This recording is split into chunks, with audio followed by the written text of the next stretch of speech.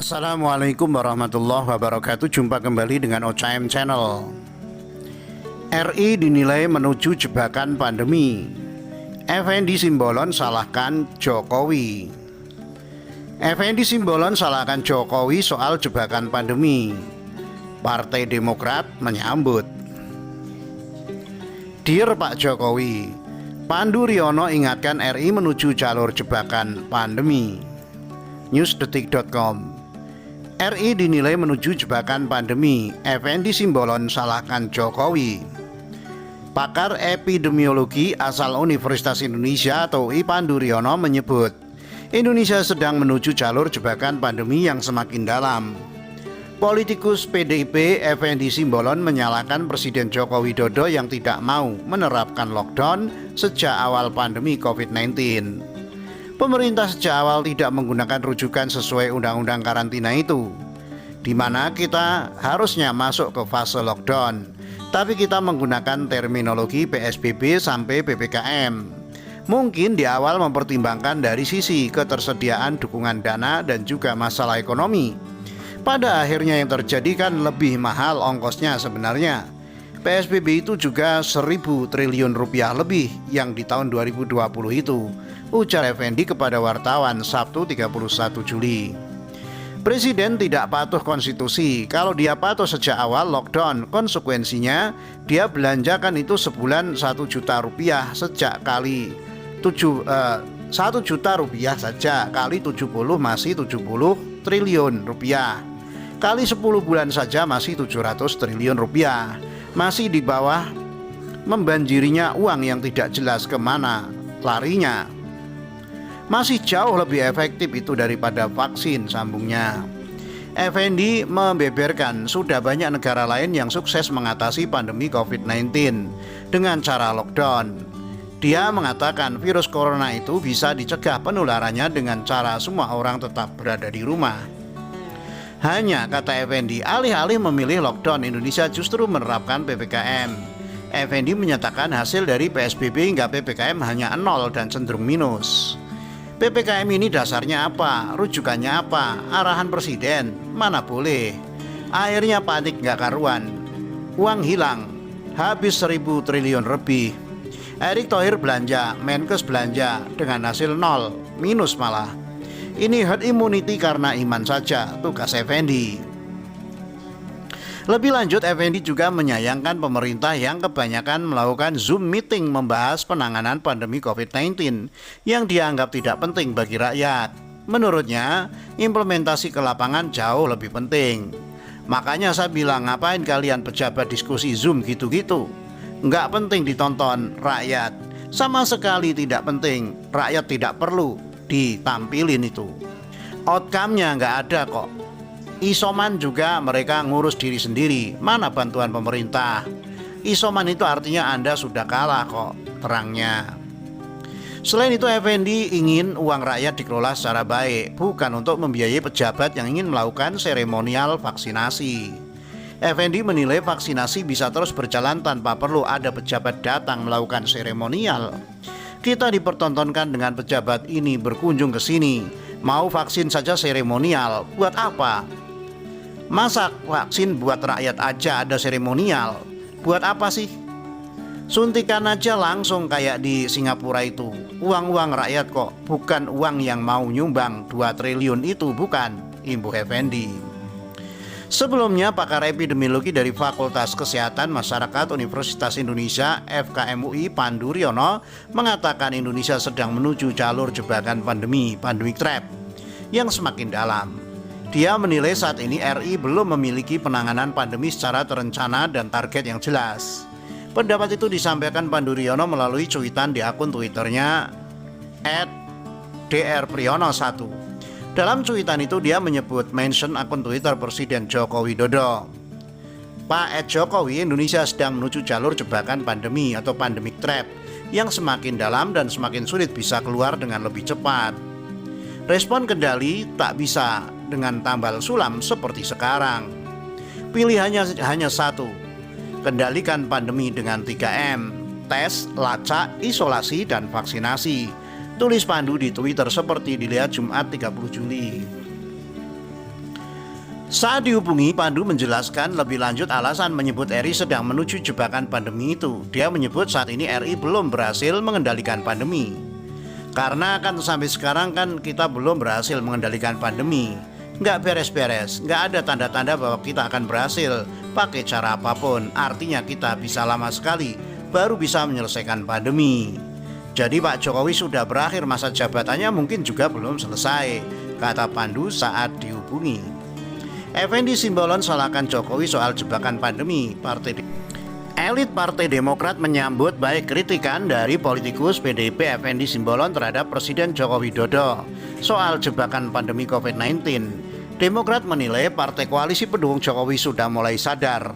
Partai Demokrat tentu menyambut baik kritik keras PDIP kepada pemerintah Jokowi yang tidak tegas soal lockdown. Mengakibatkan saat ini terjadi jebakan pandemi, kata Andi Arief di akun Twitternya yang dibagikan kepada wartawan Sabtu 31 Juli. Andi adalah Ketua Badan Pemenangan Pemilu Partai Demokrat. Dia menilai saat ini suara parpol oposisi mulai mendapat sambutan setelah Effendi mengkritik Jokowi. Suara Partai Demokrat dan PKS yang berada di luar pemerintahan bak gayung bersambut partai koalisi siuman, kata Andi Arief. Sebelumnya Effendi yang merupakan politikus PDIP menilai masuknya Indonesia ke jalur jebakan pandemi atau pandemic trap virus corona akibat Jokowi tidak sejak awal menerapkan lockdown, padahal Indonesia sudah punya dasar untuk melakukan lockdown, yakni Undang-Undang Kekarantinaan Kesehatan. Pemerintah sejak awal tidak menggunakan rujukan sesuai Undang-Undang Karantina itu, di mana kita harus masuk ke fase lockdown, tapi kita menggunakan terminologi PSBB sampai PPKM. Mungkin di awal mempertimbangkan dari sisi ketersediaan dukungan dana dan juga masalah ekonomi. Pada akhirnya yang terjadi kan lebih mahal ongkosnya sebenarnya. PSBB itu juga 1.000 triliun lebih. Ya di tahun 2020 itu, ujar Effendi saat dihubungi. Dear Pak Jokowi, Pandu Riono ingatan RI menuju jalur jebakan pandemi. Pakar epidemiologi dari Fakultas Kesehatan Masyarakat Universitas Indonesia, Pandu Riono mengatakan, Indonesia sedang menuju jalur jebakan pandemi, pandemic trap, yang semakin dalam. Dia menilai saat ini RI belum memiliki penanganan pandemi secara terencana dan target yang jelas. Pendapat itu disampaikan Pandu Riono melalui cuitan di akun Twitternya @drpriyono1. Dalam cuitan itu dia menyebut mention akun Twitter Presiden Joko Widodo atau Jokowi. Penjelasan Pandu Riono, saat dihubungi Pandu menjelaskan lebih lanjut alasan menyebut RI sedang menuju jebakan pandemi itu. Dia menyebut saat ini RI belum berhasil mengendalikan pandemi. Karena kan sampai sekarang kan kita belum berhasil mengendalikan pandemi, nggak beres-beres. Nggak ada tanda-tanda bahwa kita akan berhasil pakai cara apapun, artinya kita bisa lama sekali baru bisa menyelesaikan pandemi. Jadi Pak Jokowi sudah berakhir masa jabatannya, mungkin juga belum selesai, kata Pandu saat dihubungi Jumat 30 Juli malam. Indonesia, kata Pandu, belum memiliki target dan dalam menangani pandemi. Dia menyebut cara RI dalam menangani pandemi menggunakan sistem tambal sulam. Karena masalahnya adalah kita nggak punya target, kita mau mengakhiri pandemi itu kapan? Semuanya itu intervensinya tambal sulam. Ada kasus naik baru kita bikin PPKM darurat. Padahal sudah bisa diprediksi bahwa kalau kita tidak melakukan pengetatan sejak awal, maka akan menjadi peningkatan yang luar biasa, katanya. Pandu mengungkit bahwa Indonesia sempat diingatkan soal varian baru corona yang sudah membuat negara lain waspada. Namun nyatanya yang dilakukan benar terjadi di Indonesia. Sudah diingatkan oleh WHO. Semua ngasih tahu ini Indonesia ada bencana, ada ancaman bahaya. Pada waktu kejadian di India sudah diingatkan jangan sampai di Indonesia seperti di India.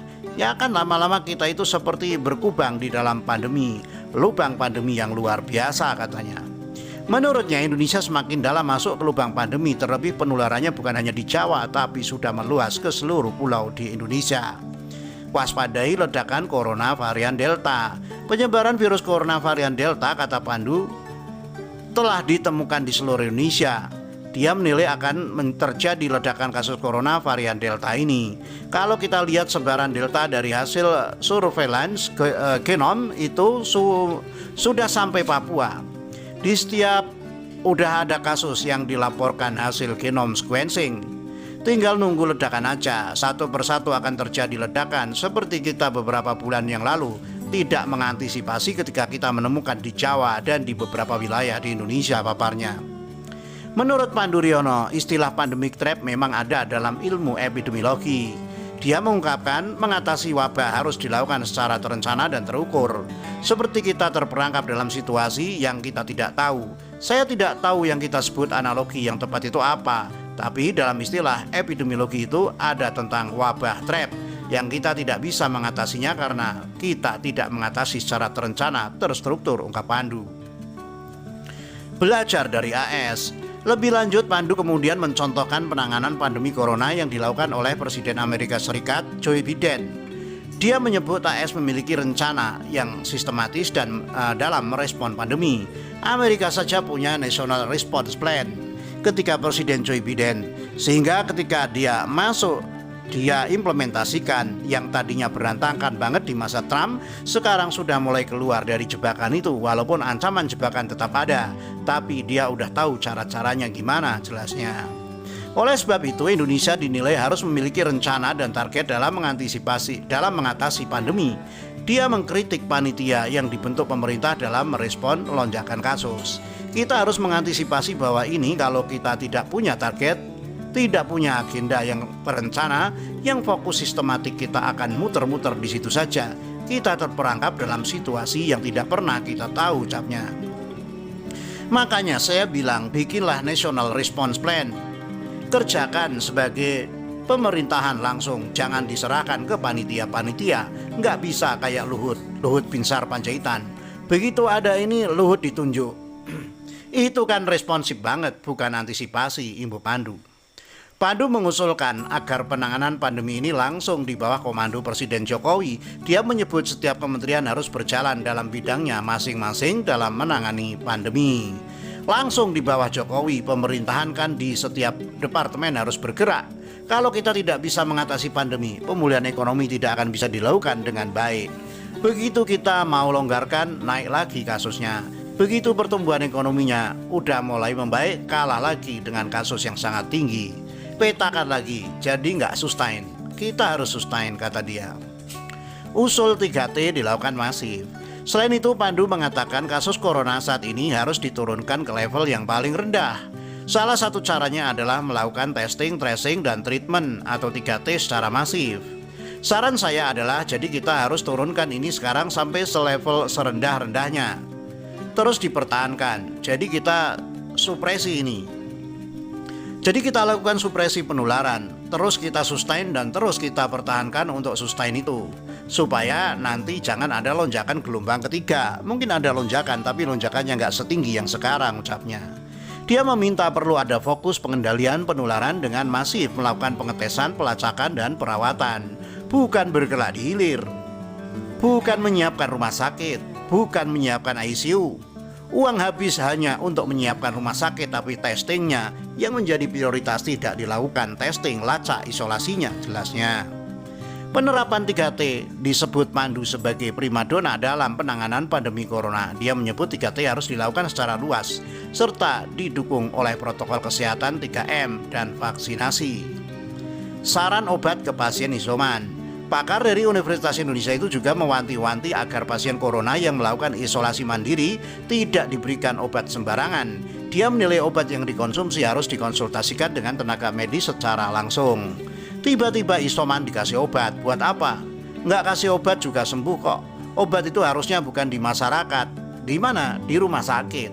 Yang bisa mengendalikan, memantau obat itu tepat itu atau tidak, kan tenaga kesehatan. Setiap orang kan beda-beda di rumah sakit di obat ini. Terus kita monitor, loh kok kadar ureumnya meningkat. Wah, ini nggak cocok. Ini ada gangguan di ginjal.